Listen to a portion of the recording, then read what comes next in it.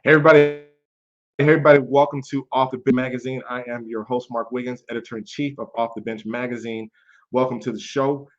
Tonight, we're going to have an interesting, great, deep conversation on domestic violence. The conversation continues, and I'll bring on my guest in a few moments. Just a couple of housekeeping things. If you are watching live, you want to make a comment, make sure I think you have to accept the StreamYard to leave comment on there. We can see it inside the chat. If not, I'm watching on Facebook, hopefully, to see if you have any comments or questions. Feel free to tap in and leave that in. Also, the November issue is out. So if you've gotten your subscription, thank you so much. If you've not subscribed yet, please go to offthebenchmagazine.com and subscribe. Get ready for next year. Go ahead, subscribe now. If you've not, you won't have to worry about it for a whole year because we're going to drop the December issue here shortly. And then we'll take a small break and come back in January with some new and improved things as well. We're going to talk about a lot of different things in 2022. A lot of things are already shaping up for a great, great year. I also want to acknowledge my sponsor. We got Black Star Line Cigars, our brother out of Chicago who makes cigars. They supplied me with a few. I appreciate it, but definitely want to support that. And also, don't forget the telehealth program we have with Dr. Coffee for your young athlete. If you are a parent of an athlete and you want them to get some counseling and consulting on mindset and mental health game and things of those nature, hit me up on the inbox and I'll connect you with Dr. Coffee, and she can help you and your athlete perform better and get off the bench. That's what we're doing with today. And lastly, I said this on the program last week. In the beginning of 2022, I'm going to have another speaker training program, my core program. And I'm inviting anybody who's interested in getting their message out to sign up for the program. If you've never spoken before, not a problem. You have done some speaking and you want to sharpen your message up and get your core message together that you can deliver anywhere, anytime, on any stage and monetize it. If you can't do those four things, you need to sign up for my class. We're going to get you ready to go. We got a lot of things going. One bonus to my program, as I said before, is now I have this magazine. I got this whole magazine, y'all. I am a firm believer in practice. Mark, how did you get so good? Talking about practice. I have spoken everywhere as often as possible. That includes writings, that includes blogs, that includes books. Anytime that you can work on your message is a chance to practice. Well, the magazine gives you that as well. You get into the program, we want you to write for a whole year. That's all included in the cost. There's no additional cost to be in the magazine for you. You get the magazine for a whole year, and we'll work on your message. So be on the lookout for that after the first of the year. And also for the first of the year, we talked about this in October, your word of the year. Mine is until. Well, hustle until was actually two words, but it's really until. I have my word ready. I've been meditating on it, praying on it. I think this is a word that I need to be using for myself. I'm anxious to share it with you, and I'm anxious to hear your word. And you know I'm going to be using it throughout the course of the year as a reminder, as an anchor to refocus on what I'm trying to get done and to be able to make sure I get to my goals. All right, doing that. All right, without further ado, we're going to bring on our panel tonight. The discussion is on domestic violence, and we have with us our esteemed guests coming in here. See how I did that right there? Look at me. We have with us, make sure you all unmute yourselves. Go around the horn, introduce yourself. Lita, we'll start with you. Hey everybody, I am so glad to be here. So, yes, I am Lolita Harlem. I am a communication strategist, which means I help people learn how to communicate to themselves first and then to be able to communicate effectively to others. And by doing that, I hope to help especially women to create a space where they feel honored, empowered, and refreshed. Awesome, I awesome. am Thank you. I am jumping the gun. I am Nelson Richardson, VSO Photos, mental health advocate, and just all around person to talk to about anything that deals with mental health and relationships. Um, so that's just me. All right, thank you, thank you. And of course, I am Mark Wiggins, editor-in-chief of Off the Bench Magazine, speaker, author, coach. You know me. So this is a different type of show because we're on a topic that is a little hard to talk about. Let's keep it real. Lita approached me. She is part of the business networking group that we are part of, the BCN, Business Connection Networking. Is that right, Lita? Did I have it right? Business Crossing Networks. Crossing the network, the network's crossing, whatever. She is that, and she came to me and wanted to get on the platform and have a further discussion about domestic violence and awareness month, which is actually in October. But she wanted to say that, you know, it doesn't just happen in that month. We know the attention is focused in that month, but actuality is there are two major things, if not three major, and it happened in October. Domestic violence, we've got breast cancer awareness month, and whatever else they're creating, and it kind of sometimes dilutes the message of what's important. And domestic violence is an everyday, year-round thing, sadly. So, Lita wants to clear and continue the conversation. So, I'm going to kick it to you, Lita, to start the conversation off, and we will move it forward and see what we got. Yeah, thank you so much again. So this actually started for me, just to kind of give a little background. About a decade ago, I started my work as a nonprofit. I had my own nonprofit, which was Big Sis and Company. And primarily the goal was to help bring awareness around domestic violence and to also provide resources for victims and help survivors know that they could get back on their feet.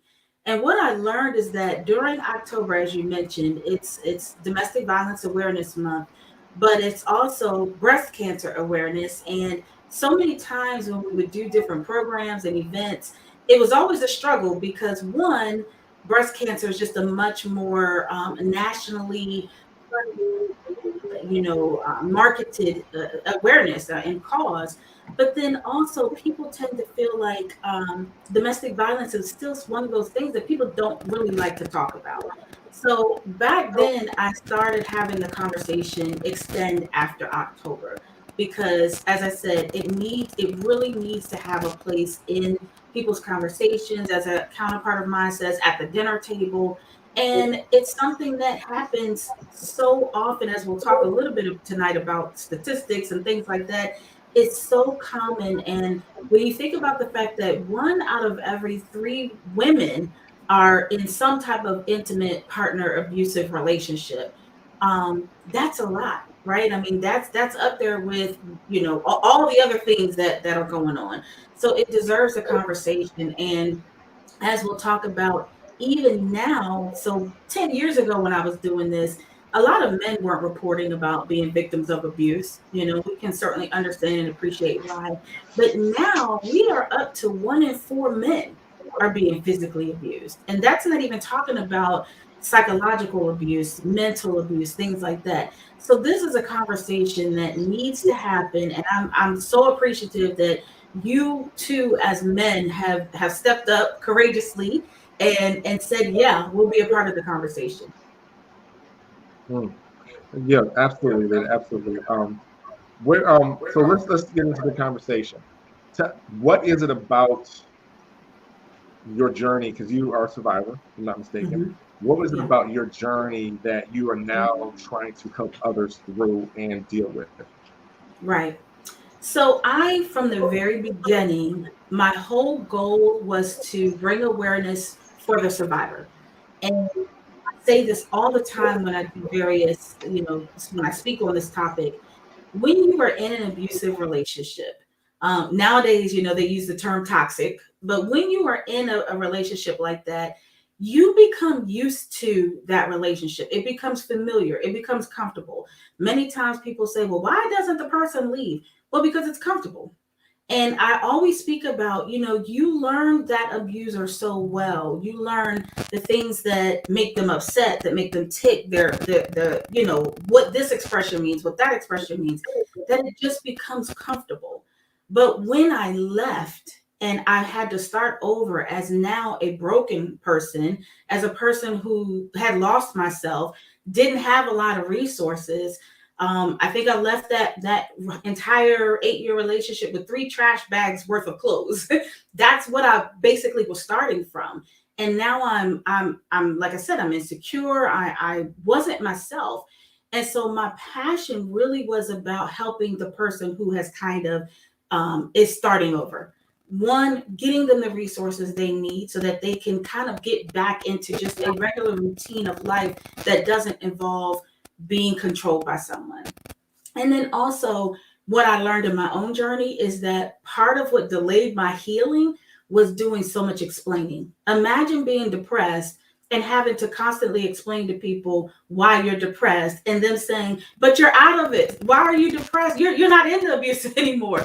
This was a conversation I had over and over, that at times I even wondered, is something wrong with me? I should not be happy. So when I really got the healing and the therapy and everything that I needed, I understood that it's important for people to really understand the dynamic of what happens in these relationships, and why even when a person breaks free, there's still a lot of healing and training and help that needs to happen. Yeah, that is interesting. I mean, I think sometimes if you're on the outside, you really don't know what to say. What does one say? And I know part of the conversation is the man's role and men's role in this, and how do we assist in the healing or whatever. Nelson, I'm going to ask you the question: have you? And I know you're married now. Have you dated or been involved? I know some females, because the numbers 1 and 3, where you were a friend of that person and had to get involved in that conversation with them. You're on mute, Nelson. Oh, there's the mute button. Okay, so um, in my circle, I get talked to a lot, and I try to have an objective view of why things happen, why relationships just uh, they progress how they do. And sometimes the idea of abuse does come up, whether it's from the woman's side or from the man's side, or both of them are participating in some type of, as Lita had put it, toxic behavior, whether it's physical or mental, which also all falls under the guise of abuse. Um, and I'm finding that a lot of the times it comes from an insecure um, realm.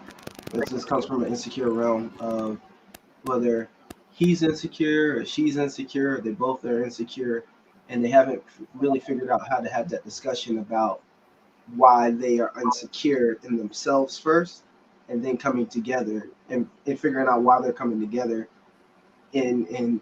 like in growing this very insecure, toxic relationship. Um, it's kind of a hard discussion to have with someone when you just want to find happiness in that person, but you're finding the things that are the pinprick to your nerves. And it gets if you don't have the tools or the idea of how to handle that, it spirals. It's kind of like, and I'm going a little bit deeper than the question, but from a young age, a lot of parents who go in and they try to punish their child because they didn't like something that they did, and they use physical force. It's kind of like a teachable moment. You ticked me off. I didn't like this. I've talked about this too much. I'm gonna put my hands on you. That kind of thing isn't something that, as adults, uh, we're allowed to do. So why are we teaching that to our kids? That's a totally different conversation. But I think that teaches you how to have certain types of relationships. Yeah. Wait, I'm gonna go back to thank you, Nelson. I want to go back to something you were describing about the why people don't leave, or when you're not in it. I don't understand why you don't leave. And you said that they were comfortable. I kind of say, after you finish describing it, I want to say it's really a more familiarity. I may not be comfortable, but I'm familiar, and I'm more able to, like you say, deal with what I'm dealing with than the unknown that's over there. I can handle this, whatever that is, but I don't want to handle that over there, and I don't know if I can move away from it. So I don't know if is it really comfort or it's familiarity. Because I had a friend, she was long-term marriage, and it was not a physical abusive relationship. It was verbal, emotional, financial. The other ones, the phantom ones we don't talk about, or we sometimes what we talk about is what's visible. But the psychological warfare and the scars are just as horrible and horrendous to deal with. And she had to break away from that situation, but it was hard for her to do because she was familiar with it, even though she was trying to leave. So go back to that for me if you would, and just talk a little bit more about that familiarity or the reluctance, or I'm gonna say inability to, but reluctance to try to leave or change situation? What really was going through your mind at that point for you? And I'm so glad that you brought that up, because it is hard for people to understand when you're on the outside looking in. But one of the things that I've always used as a way to help people appreciate it, the first question I ask is, how do you feel about your job? And most people, especially 9 to 5ers, are like, and I say to them, if you had the chance to leave, if everything perfectly lined up, if you had whatever dollar amount it seems like in your bank account, would you most likely leave your job? And they're like, yeah, I probably would most likely leave my job. It's not that necessarily they hate it, or that it's just feels like the worst thing they've ever experienced, right? It's a sense of they're familiar, they're comfortable with whatever that job brings. Many people stay on a job that they don't really care for, that they don't like, that they're not happy in. But what is stable about it? Well, they get a paycheck. It's something that, again, it's familiar. It's something that's within the line of what they know how to do. And for them, the idea of leaving that job, even with all the parts they don't like, including sometimes even abuse on a job, right? Even with that, people will stay in that sometimes for years, because they just don't want to face the unknown of what lays on the other side of that. So usually when I paint it to them that way, that's how you can understand about being in an abusive relationship. I mean, we can even talk about relationships, marriages, and or even sometimes even with our friends. How many of us sometimes stay in situations that are uncomfortable, or rather, I should say that we don't like. We don't like how it makes us feel. We don't like the person we're becoming, but this is what's familiar. And if I leave, and what does that say about who I am, and what else is out there that I would be going to? Those are some of the things and challenges that come up when a person is talking about leaving an abusive relationship. Mhm. Right. And it is, like I said, those are just so many layers to it. My sister, Dr. Nancy Wiggins, we give a lot of clients on these topics. We have conversations about, again, just killing the layers of psychological warfare, for lack of a better word, try to move past that, to try to regroup, and then try to get back up there and date again. And then you run into someone like me and Nelson. Now all of a sudden we are in the middle of something that we didn't know about, and maybe hitting triggers and stuff like that too. What do you consult with, or how do you tell people who are dating now, and they've been in an abusive relationship? We talked about the role of men in this. I think that's one of your focus areas. What are you seeing, hearing, or saying to people about relationship when it comes to men in relationships? So, as I mentioned initially, as a communication strategist, the first thing that I teach people is how to communicate to themselves and the language they use when they talk to themselves. And that really goes down to healing. Now, everybody knows that I'm big on therapy, but honestly, it's just putting the work in on yourself. I'm kind of old school with this, and I know some people, there's discussions and debates about how quickly you can get into the next relationship from one relationship, but I'm a firm believer that taking time to work on your relationship, and especially if it was not physical, because that's very important to note too, because it's even hard for yourself when you don't necessarily have scars and bruises to even remind yourself of what you went through. So when you're trying to overcome this psychological abuse, this emotional, mental, financial, I always encourage people, take the time to work on yourself. You have to first establish who you are. And that person is most likely not going to be even the person who was before you got into the abusive relationship. So that's the first step. And then I'm also very big on transparency. When I got married, the second time, my husband knew everything. He knew about my past. He knew about how it had impacted me. He knew about depression, because to me that was the foundation, and the foundation that I wanted to build it on, because I know, to your point, what my triggers are. And I'll share, and I talk about this all the time. Even with that, the first year of marriage, you talk about PTSD, and I was like several years outside of my abusive first marriage. But those wounds can be so deep. And here I thought, I'm teaching people, I'm educating people, I'm good. And there were times when I was looking at my ex-husband, I mean my current husband, and I was seeing my ex-husband's face. Can you imagine that? Like I'm literally looking at him, and it was like I was looking at my ex-husband. And my current husband was looking like, I don't know what I stepped into, but this is some scary stuff. So it's very real, and Right. that's why I'm so transparent about it, because this is real stuff. The side effect, if you will, of what happens when coming out of an abusive relationship. Hmm. Nelson, I'm gonna go back to you, ask you a question on the relationship side, and we talked about the triggers, right? And here's the funny thing about triggers: we don't know their triggers until they happen, kind of like a landmine.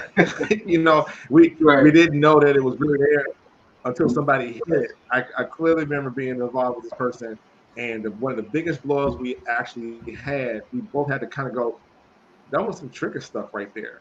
Mhm. She triggered stuff in me that was buried from the marriage. I mean, Right. years ago, years ago.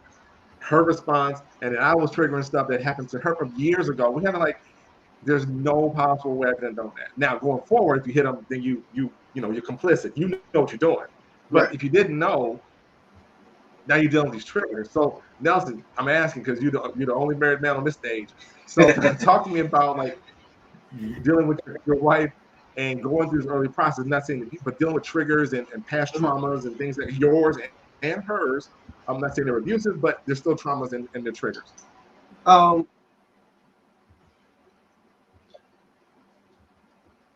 Starting from the bottom. Now we're here. That's my only joke for the whole entire thing. Um, um, but really, it's just starting from the bottom of what it means to communicate is the baseline for an effective communication platform, right? So if the foundation of communication is broken, then the rest of everything else is going to be on shaky ground. So it's like earthquake happens. What happens? The building topples over. So um, you're going through life. You walk in the door. Something happens.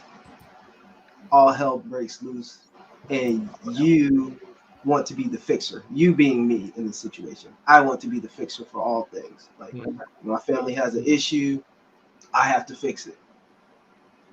The issue with that is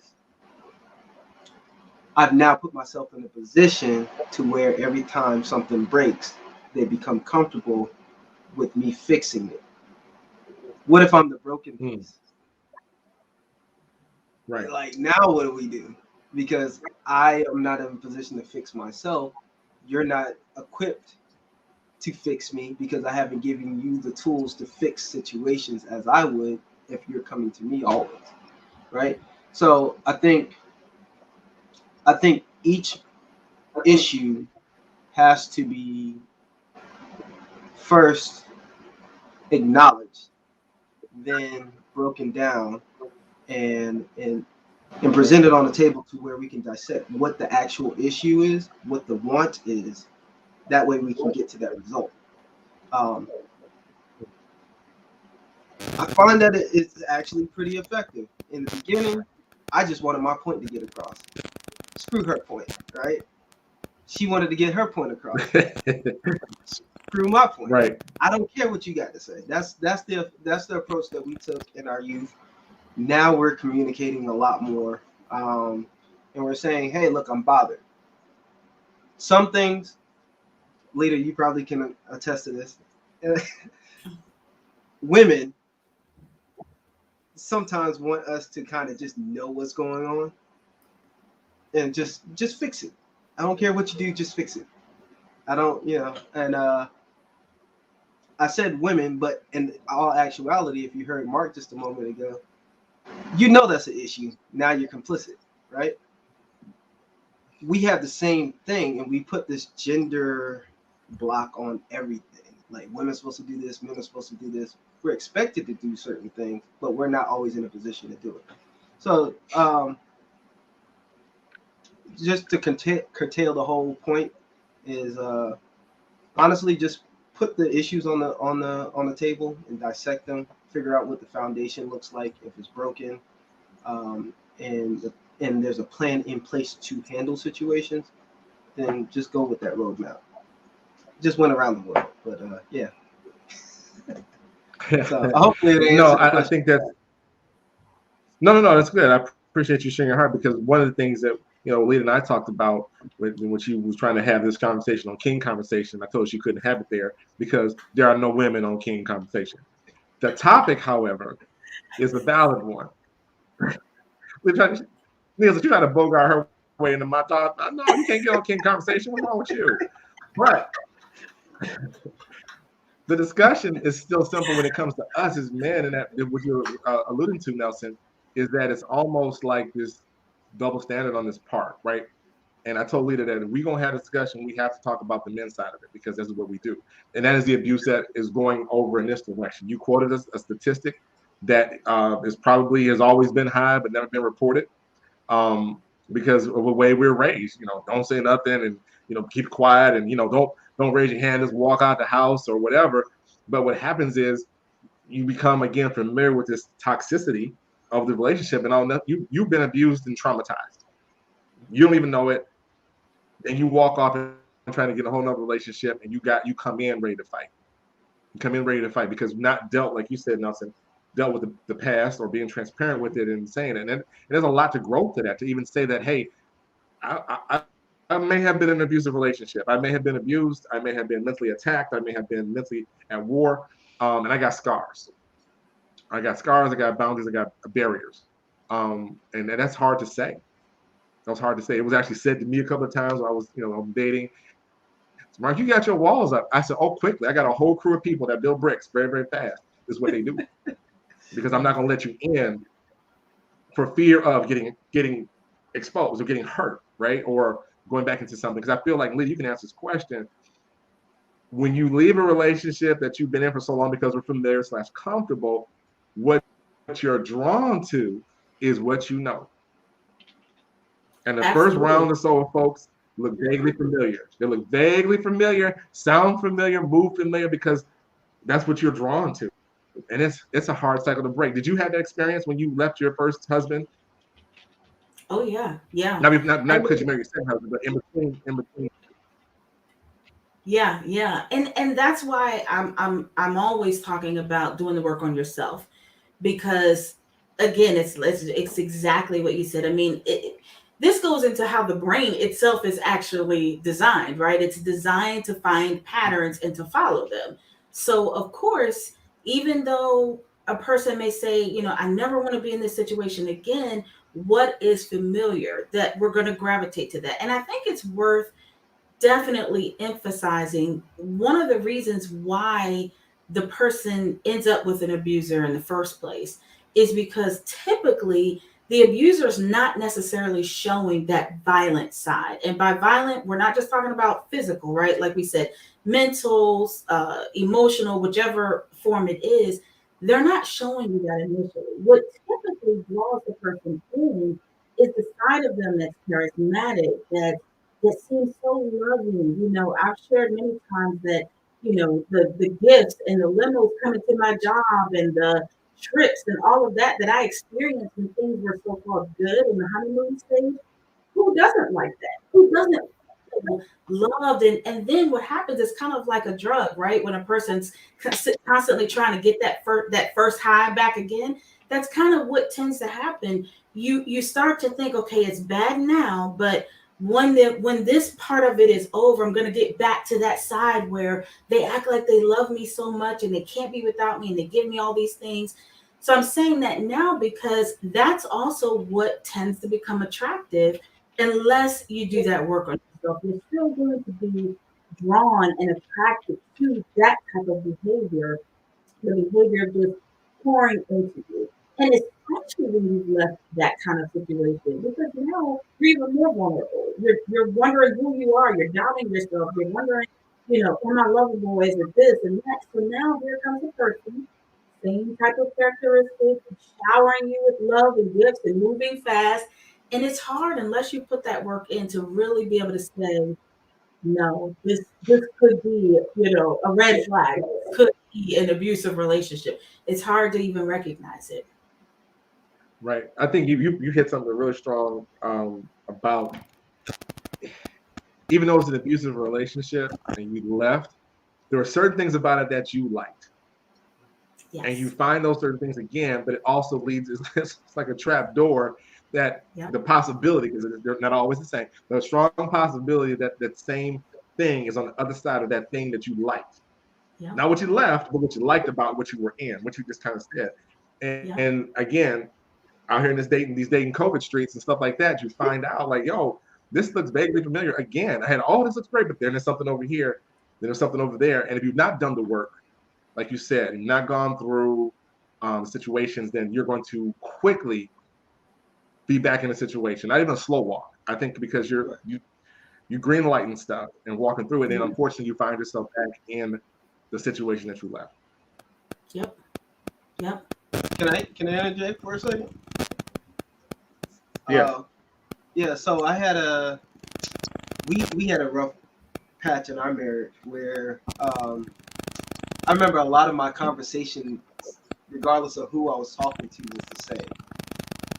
And so even, like, I like the word complicit. A lot of the conversations were validating my mindset at that moment. Like I would find people who would talk to me and they would validate my point. And when I decided I was going to change that, that's when I realized that even if I was talking to somebody different, the conversation never changed. And so to change my Mm. situation, I had to first change my conversation about how to fix the situation, not how to either gaslight the situation or stay in the situation. And like from the word abuse, not from the physical sense, but just the mental abuse. It didn't really start with me being abused by my wife or me abusing my wife. It started with me abusing myself by going back into the same habits. So that's another point. So that Mm. that's Absolutely. Yeah. Definitely. So, Lita, what about, again, we're talking about the abuse side of it and the healing part. How were you able to move back into being open for a relationship, for the opportunity? I guess I'm trying to get to. How did you get there, and how did you know you're ready to move? Well, for me, it was really, like I said, putting the work in, going through therapy, and still am in therapy. But it was just really, I had a strong desire to want to be different and to want a different outcome. And I went through a few years of kind of what Nelson was talking about, different face, but same conversation, same, in my book, one of my poems is Chasing the High. And many people think that that's kind of about, drug chasing, chasing a drug high. But it's really about anything that fills that space. And you, to your point earlier, you can almost become addicted to the high of these toxic, violent relationships. There is, for a long time, I would kind of call it two sides. And it wasn't until, again, going through therapy and a therapist saying, you do realize it was the same person, right? Because your mind actually starts to think this person is this side of this person. We almost think of them like two different people. And when you Mhm. actually recognize, no, this is the same person. So to your point, if I go back out in this dating world and I'm talking to people and I meet what I'm saying is like person one, then I have to recognize it's really still the same person. So it's not like I have a choice, like, well, I'm just going to deal with this person, but I'm not going to deal with him when he becomes abusive. They're one and the same. So for me, it was really just understanding the whole dynamic of it. And here's another thing, kind of can even segue a little bit into the part about men, because like children, when they grow up in these families, two things typically happen. They either tell themselves they will never be in a relationship like this, and they don't. Well, I should say three things. So that's one option. That's typically rare. The other two options are they become the victim or they become the, and a lot of times they tend to identify power and authority with the one who seems the most aggressive. So that's why a lot of times you see, especially boys, will imitate their fathers if their fathers are abusive. But I had to learn this part, even in me, that had this tendency, if I was not dealing with someone who was abusive, then now I started to become aggressive. I started to become mind, trying to kind of manipulate and show some of these same signs that I experienced as a victim. And it kind of leads to, I don't know if I'm jumping the gun, but one of the stats was so interesting that 48% of men have experienced at least one psychologically aggressive behavior relationship. And it describes it as being kept track of by demanding to know his whereabouts, insulted, humiliated, felt threatened by a partner's actions. And the other one was 4 in 10 men have experienced at least one form of court, I can't say that word, but control. So if you think about that, right? That means I mean, and again, I'm not a big numbers person, but let's just think about that. 1 in 3 women are victims of abuse. 40% of men are saying that they're reporting feeling like they've been a victim of a woman being physically or psychologically aggressive to them. So what's happening? Exactly what I'm talking about. The woman is now becoming the aggressor, becoming the abuser, becoming the violent one. So that's all the stuff that you have to, this is the effects of abuse. Why we have to have these conversations. Hmm. Yeah, you bring up an interesting point, and I always get in trouble when I get to this conversation point about these roles, and we'll move into the conversation of what is the role of a man. And you alluded to something.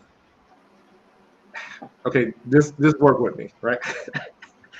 And if I was y'all in the scared. chat out there, I'm reading. I'm reading. If you got anything you want to say in the chat, go ahead and drop it. I'm watching the phone. Denise Edmonds, I see you out there. She says, being honest with yourself and about the journey is necessary for healing. The relationship with oneself is an element overlooked many times. She is a survivor as well, and she's dropped it in there. She's a contributing writer for us in the magazine. But these statistics, I want to know if there's in our community, there is an absent father, right? Mm-hmm. And these aggressive traits that these young men are picking up, where do they come from if the father's not there? I have no problem answering that. So what?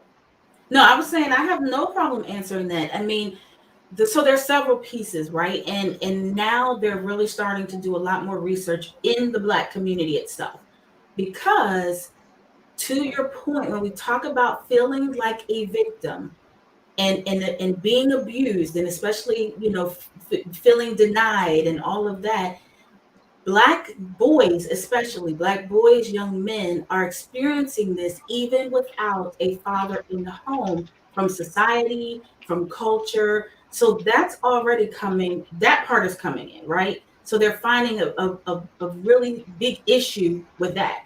But I'll be the first to say, as I just mentioned with myself, a lot of women, those 1 in 3, they're now, because we talked about why don't they just leave, right? So now you're talking about if a woman was in a relationship where there was abuse, now she's left.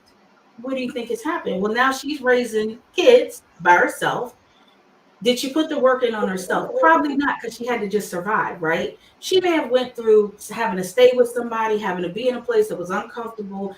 She's trying to figure out who she is. She may be angry, she may be bitter, she may be now resenting that her father wasn't there. All these dynamics, and unfortunately, who's going to bear the brunt of that? Her son, her daughter, her children, right? So to answer your question, that's how the cycle continues. I mean, that's what the cycle is really all about. Yes, Nelson, what do you have to say about that? Um, the streets are always helping to raise raise us, regardless of what's going on in the house. Um, One of the approaches that I take to trying to make sure that my family is protected is always understanding that I'm also a threat. Um, just like I'd say, I'm supposed to be the protector and the provider, but if I'm not providing you with the tools to protect yourself, then I'm not doing justice, right? So uh, I let them know, like, hey, look, I am not feeling all that great today. So communication is the first weapon to misunderstanding. I'm not feeling all that great today. I'm in a bad mood. Um, I might just need time to figure out what my bad mood's about. It might be bills. It might be things that I'm supposed to do as the protector that's falling over into threatening me, threatening the family as the provider, or the things that I need to do to protect might be coming over from this realm of the provider, and it's going to be threatening to the happiness in the household. Um, so I just try to really communicate that and help them understand that I am human and not just the man of the house, and I'm supposed to provide and all of this stuff. I am human. I have human emotions. I have emotions, which is something that we don't normally deal with, as we talked about in our community. Black men or men, period, having emotions is just not something that we're used to hearing. The conversation has gotten louder now, but I don't think it's where it needs to be. Um, so that in itself, I think that's where some of that toxic behavior we're seeing from some of the young men that are in the streets is that we haven't had the conversations about how to handle the emotions. Hmm. There's no safe space for that. Like, how do we create the safe space? That's the other part of that conversation. Can I add Oh yeah, something I'm a too? hurt. Go ahead, Leah. Go ahead. So I think it's something else worth mentioning that might be somewhat mind blowing. So growing up, I never saw a Repeat so that. Repeat that, Leah. I I never saw and observed a male hit, hurt, or harm my mother. Never saw it. However, I did not grow up with my father. So there was a sense of wanting the love of a father role. So there was that piece. And my mother was an angry Black woman. Let's be honest. Hmm. She was angry. She was certainly, struggling, raising kids by herself, working. I've talked about that many times. Working in up middle of the night, going cleaning movie theaters, all this stuff. She was angry, and there were times when she was very aggressive. So, what does that say to a child? One, there's no male figure. So maybe if there were, if a man here would bring balance, would bring structure, things would be so much better. So now as a child looking at that, I'm like, the man makes it better. Do whatever you can to get with the man because that will make it better and make the crazy lady stop being so crazy. So you Lies, kind of go lies, up. lies. Exactly.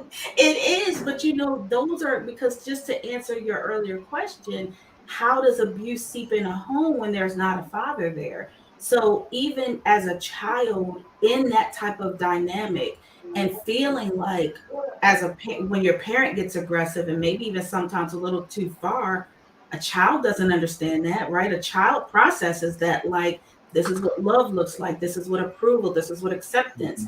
And so what Mhm. happens as they go out, as they grow up, early on, by the time I was probably 16, I was in a relationship with someone who was like 23, and it was a very toxic, type of relationship. But why? Because I was looking for the male figure and I was willing to accept aggressive behavior because that's what I had grown up with. So again, just to kind of speak to your earlier point, when that male isn't there, and that's why, we talked about it when we had our other panel. A male's role, I applaud fathers who are in their children's role, whether you're with the mother or not. Be active in your child's role because you really do make a difference. You play a very role in the acceptance, the balance, the emotional balance, and helping that, especially girls. I mean, you all can speak to the male side, but especially as a girl, that daughter having that relationship with her father and understanding what's appropriate, what's not, what boundaries are, it's key. It is definitely a very important role that a man can have in a child's life. Yeah, that is important. For those out there watching, if you go back to the YouTube channel, you can watch the King conversations where we had the conversation about fathers and daughters. Mhm. It was a very lively conversation, and our men shared their heart about that situation and the impact that it has on that. And I go back to the cycle piece, the cyclical piece that you referred to, and it is my thought, in my opinion, that some behaviors, unfortunately, that perpetuate what we do are are brought on by women who have to step in that role and be the man and deliver and try to make this young male in her best efforts to be a man, and it gets lost in translation because we don't have the emotional conversation. The emotional conversation is not had. The balance of this thing is not had. You know, she's doing her best and she's got to get this together. She can't let you be no punk out here in these streets for whatever reason, but something missing is a conversation about what I hurt. When you say, Mama, I heard, and she said, that shit don't matter, get back up here, that's a problem, even from a male perspective, Yep. right? They always say, man, no, it's a problem across the board when it is put that on the child. I've been in plenty of gyms where there ain't no daddy's present, a whole bunch of moms and these kids playing ball. And the response that they drop on these kids to try to be competitive and do whatever, and there's no wonder that our young men are confused and out of balance. Yeah. They only know one thing: aggression. They only know one thing: winning. They only know one thing: don't shop, don't be no punk. They only know one side, but the other side of us is not being discussed. So that is definitely an issue that we all, as a community, as a family, have to address, because without it, we are going to continue this horrific cycle of abuse, both male and female, because men are being abused as well. They're coming out of those situations, and they wouldn't know a healthy relationship if it hit them in the face. You don't yell like my mama. What does that mean? What does that mean? I got to now balance something that's healthy, whatever that looks like, versus what I've been raised by or trained by, and I don't know how to do it. So therefore, I'm horrible in relationships. Yep. So, which then can lead to, again, the conversation for tonight, as we bring it all the way back circle, which leads into an unhealthy expression of emotions, which ends up in abuse oftentimes. Yeah. I hope I was able to wrap that down the right way on there. If I didn't, somebody let me know. Um, so Lita, what is it about, as we come down to the end of this, what are you wanting to now do? We've had these tough conversations. Not the last time we had this conversation. I appreciate you coming on the platform to have us out here to talk about it. Is what you do. But what next? What can we do? As a man, let's go back. As a man in this role, I come across as, what are you expecting us to do?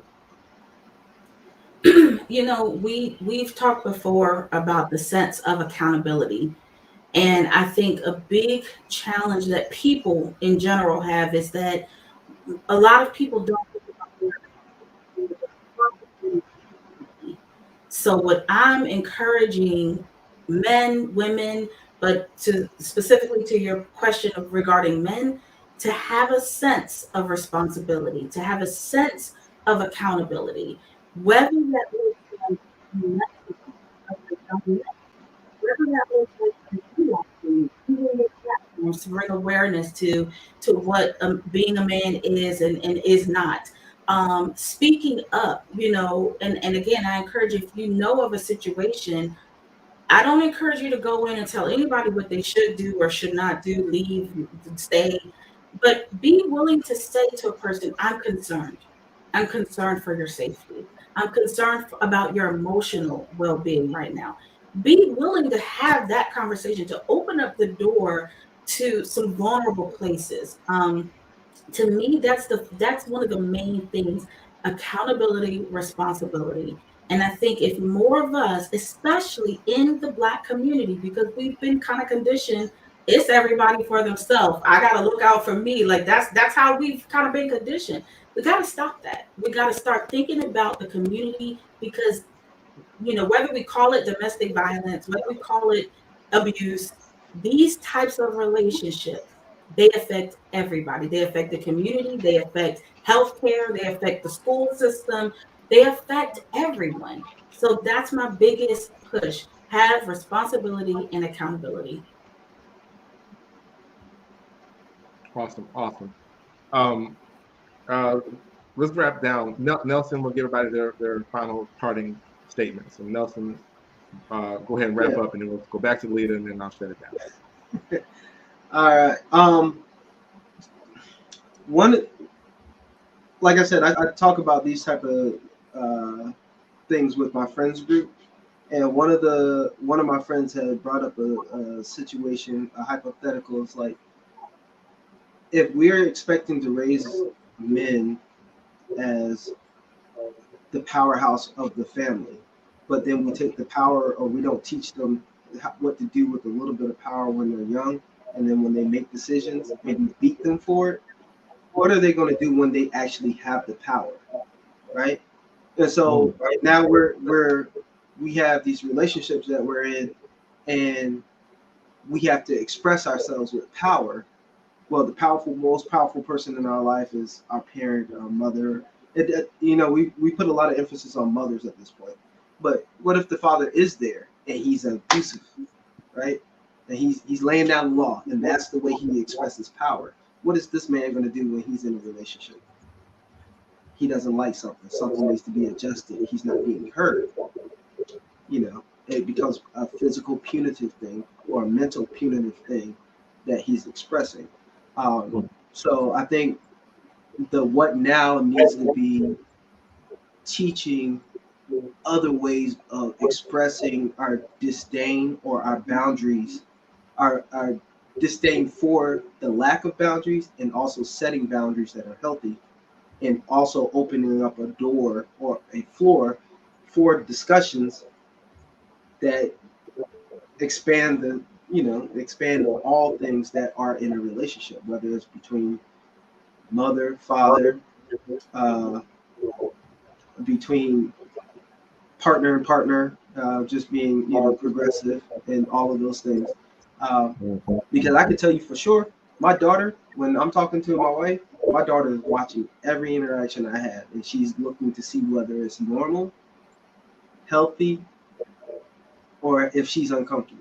And she has a floor to say, "Hey, Dad, I really didn't like the way that you said that," or maybe and those are things that I think are important, allowing the kids to also just have a space to say, "Hey, what the heck was that?" So it starts at home. I love that. Awesome, Lita.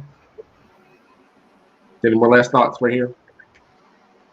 Yeah, I mean, I think again, it's just being willing to have these discussions, these conversations, um, and everything that Nelson was saying. It starts at home, holding yourself accountable, holding others accountable and responsible, and just thinking about how you treat others, not even just in your family, but kind of going back to the whole start of this, even women that you come across. I know several men who truly treat women like they want their daughters to be treated. And they don't have to know, are you one of the three? Are you one of the one in three? They just make it their goal to say, I'm going to treat women to the best of my ability with dignity and respect because that's what I want for my daughter. So I am just encourage men to be that way. And then women, calm down. As women, we can get very aggressive. We can be the aggressive abuser. Again, be in touch with yourself. Get the help, get the therapy, the conversations that need to be had so that you can also make sure that you are bringing a healthy, emotionally stable relationship to the table. Awesome. Um, Definitely want to thank everyone for coming on the discussion tonight. Again, this is a scratch of a deeper conversation, but it's a continual conversation. And these things build. And Leader, my platform is open whenever you want to have this, except for King conversation. You are more than welcome to to bring this to the floor. Before we go, let's go back around the horn and tell everybody where they can find you, where can they get connected to you. Tell us more about your business and what you're into. So we'll start with ladies first. Leader, go ahead. Absolutely. So you can go to my website, which is Lolita Harlem, and you can really find out everything. Of course, I put my nickname in the thing, but Lilita, Liletta Harlem.com is the website. But use the Instagram and the Facebook page is both the same, My Natural Me Woman. So that there you can find a lot of information about what I do. But again, I'm an author, and my whole goal is really to help people have better communication with themselves, be able to show up for yourself, love yourself, and then you can communicate effectively and show up for others. And again, you can find my information at lilitaharlem.com. All right, Leah, thank you so much for dropping you. All right, Nelson, go ahead.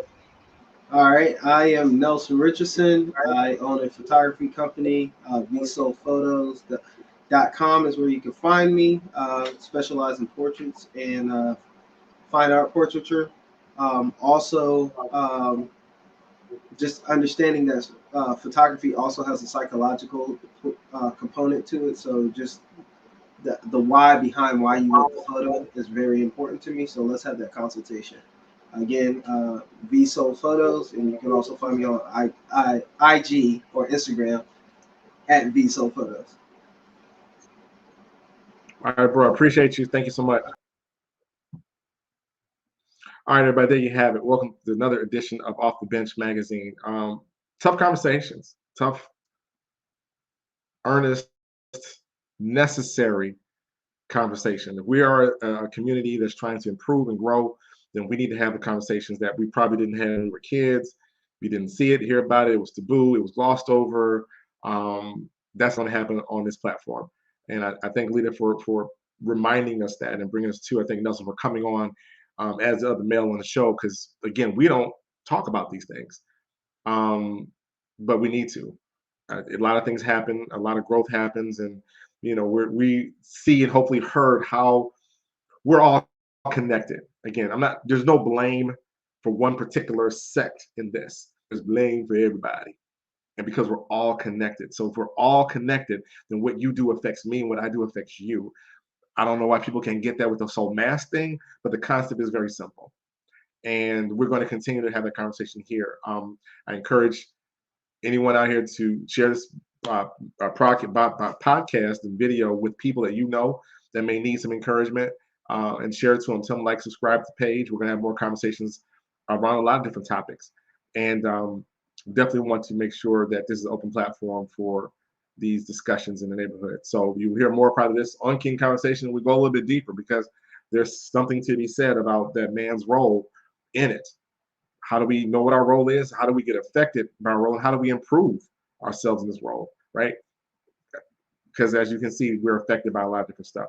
Anyway, that's all I got for now. And remember this, as always, if you can reach your dreams with a step ladder, then they're probably too low. I'm out.